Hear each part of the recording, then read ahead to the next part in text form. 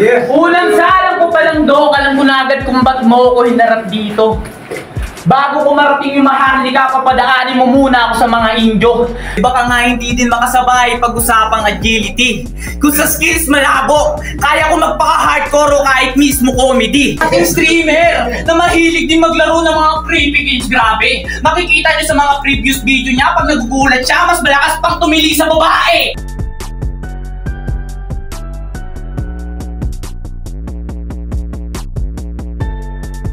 Yo, what's up? It's your boy GOC at muli nandito tayo sa my first floor interview para sa ating Rookie of the Year 2024 at kasama ko ngayong gabi, Ron Malays. Wala na iba, palakpakan tayo. Ron Malays ng 524. Bago magsimula, shoutout muna ako, Doc. Pwede ba? Sige. Shoutout sa kay CC Motorcycle dyan sa Dasma. Pag gusto nyo lang ng mga, mga body parts ng motor, pwede kayo dyan rumekta. Shoutout din sa Local and South Clothing, sa Visioner, sa Rich Days Clothing, at Retrograde Clothing. Yan. Maraming salamat sa ating pagsuporta, at especially sa Straight Pirates kay Tito Ragnar Lotbrook. Yan, shoutout sa kanya.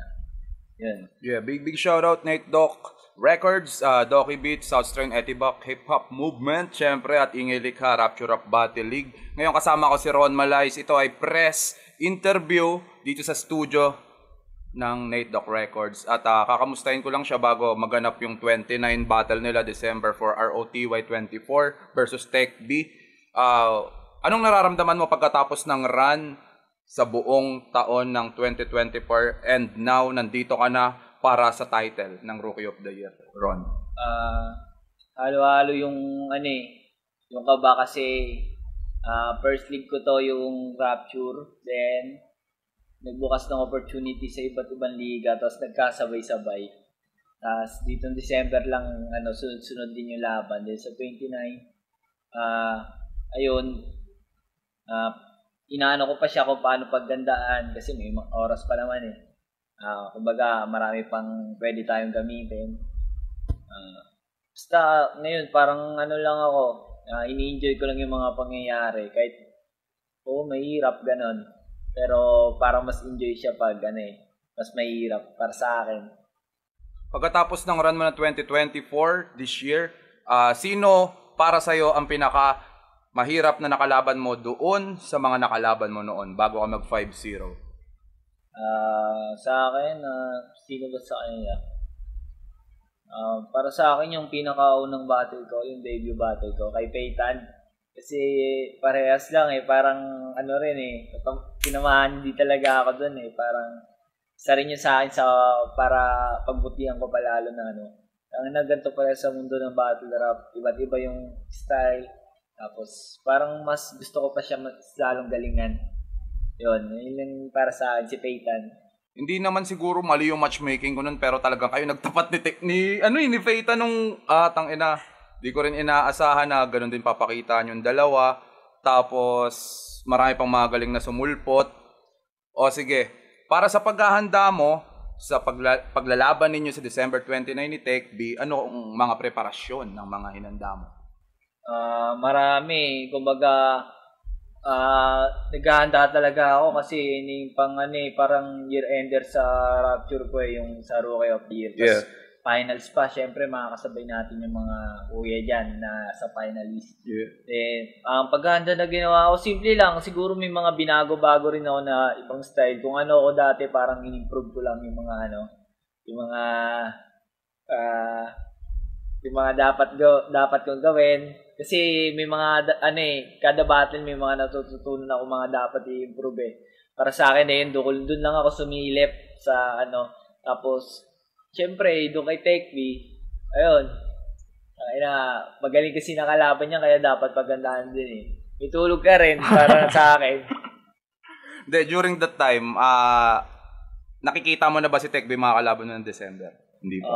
Oo. Ganun. Para sa akin kasi, yung ko siya napanood ng husay niya, kumbaga, nandun na sa akin yung, tinanong ko agad sa tropa kung rookie ba yun, tapos sabi niya, rookie din din. Tapos, Syempre, hindi ko na Kabatch. parang umano agad sa isip ko na sana makalaban ko to. Mukhang makakalaban ko to yung taong to. Tapos ayun, parang nandun na sa akin na talagang makakabaga ako rin siya talaga siya ngayong taon. Ngayong taon din, hindi na sa next year, ngayong taon din. Ibig sabihin, nakita mo na rin. Nakita ko na rin, parang naano ko na rin sa sarili ko na pag ginalingan ko, baka umabutin ako dito Yun. Kaya, mas pinursige ko. Kung bibigyan ka ng pagkakataon para meron kang huling words na masabi kay Tech B, anong maipapayo mo, anong maibabanta mo, anong pwede mong sabihin sa kanya, o ano pa man, sabihin mo ngayon? Tech, sa bago yung laban natin, sana nakatulog ka pa naman. Hindi. Hindi, enjoy lang natin yung mga mangyayari. Siyempre, kung anong kalabasan na yun, basta sa akin lang, huwag ka na magpaawa. Di mo ma-apekto sa mga ganyan-ganyan. Kasi, tangin na para sa akin, ito na yung natin dalawa Kasi kung mag-aaraman tayo sa ibang liga, maaari, baka matagal pa. Kaya, parang i-boost na rin natin ngayon kung anong mga kaya natin sa ngayon, ipakita na natin. Siyempre, para sa Rapture, para sa atin, ingilig ka. Yun. Lang masabi ko sa kanya. Galingan namin dalawa parehas, mabigay namin yung best namin. Kunin ko na rin yung oportunidad kasi sabi ni Tech B, inaalagaan daw kita. Yan. Inaalagaan daw kita dahil sa standings mo. May nasasabi pa siya ibang pangalan ng MC na inaalagaan daw. Ano naman yung komento mo sa question niya? Para sa akin, ganun. Kasi madali lang magsabi ng mga ganun pero mahirap patunayan. Totoo lang. Hindi nga ako na-replyan masyado nito Tapos alagaan pa. Siyempre kung ano mga nandun, kitang-kita na naman din, talaga pinagsumikapan ko rin kung nasaan ako ngayon. Kaya sa tingin ko, deserve ko rin naman para sa ganito, makalaban sa ROTY. Ayan.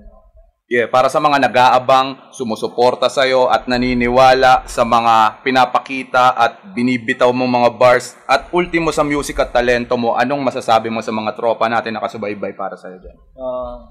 Unang-una, salamat kay Papa G, syempre. Kay Creator, pasalamat. Tapos sa mga tropa, sa pamilya at sa mga sumusuporta. Kala Ma'am Rose, sa tropa, kala Art Subarashi. Nasa likod ng cam, mamaki yung kulit. Tapos salamat sa mga tropa talaga na sumusuporta, hindi nagsasawa. Sa barbershop pala na nagugupit lagi sa akin, si Kuya Joel, shoutout sa kanya. Lagi niyang inaabangan yung upload ng Rapture. Maraming salamat. Thank you, Kuya Joel. Tapos, sa mga, syempre, sa mga nakakasama ko araw-araw, hindi nagsasawa sa akin pag nagpa-practice minsan. Sa mga,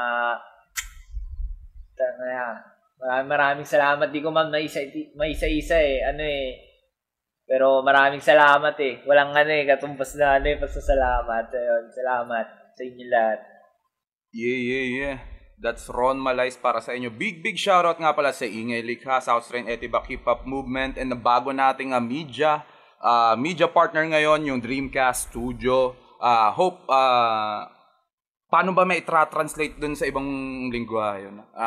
Hope na maghaba pa talaga yung mga project na magawa ng Rapture tsaka Dreamcast Studio. Also, Ingay Likha, South Strain Doki Beats. May gusto ko pa bang ibang pasalamatan, Ron? Oras na para pasalamatan sila.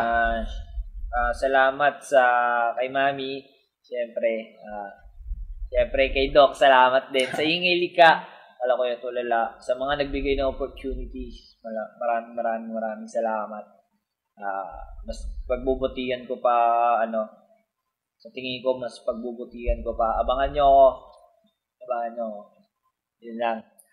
Paano ba yan? Sa lahat na gustong manood ng live, ang address natin sa December 29, Dasma Bayan Butcher's Grill House. Sa likod lang po ng dating munisipyo yan, guys. At meron tayong 150 per ticket. Sana tangkilikin at suportahan nyo Rapture Rap Battle.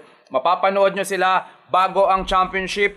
Rookie of the Year 2024, Ron Malays versus Tech B. Maraming salamat sa inyong lahat. This is your boy GOC, kasama ko si Ron Malais, and we are signing out. This is the interview. First floor session. Nate Doc Records, Rapture Rap Battle. Pow!